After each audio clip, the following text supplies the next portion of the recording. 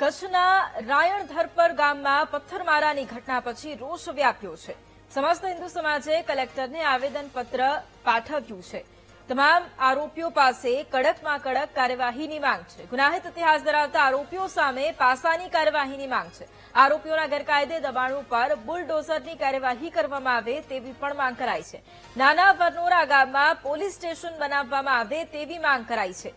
વરનોરા ગામના ટોળાએ રાણધર પર પથ્થરમારો કર્યો હતો। પથ્થરમારાની આ ઘટનામાં 4 થી વધુ લોકો ઇજાગ્રસ્ત થયા હતા। પોલીસની ટીમ પર પણ ટોળાએ હુમલાનો પ્રયાસ કર્યો હતો।